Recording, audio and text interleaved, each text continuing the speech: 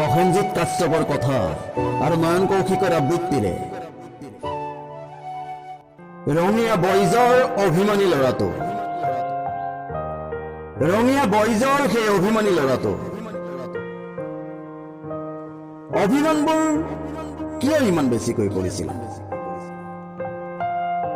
তোমাৰ সেই অভিমান সনা কথাবোৰে এতিয়াও আমনি কৰে মোৰ প্ৰতিটো নিৰ্জন নিশা। ৰঙীয়া বইজৰ পুখুৰীটোৰ পাৰ, তাৰে চৌপাশে ৰাধা চূড়াৰ গান,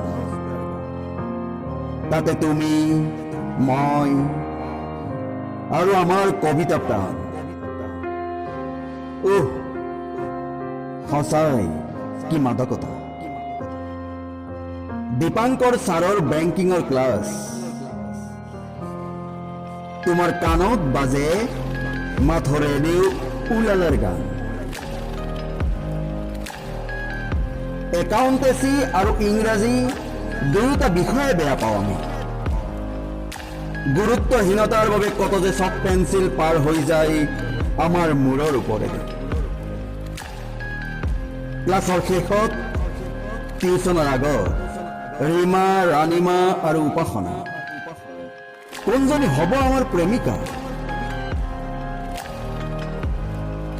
আজি যেন সকলো অতীত, সময়ৰ সোঁতত যেন সকলো অচিনাকি। তথাপি মনত পৰে ৰঙীয়া বইজৰ মিঠা অনুভূতি আৰু সেই অভিমানী ল'ৰাটো জনাৰ্দন জিতু।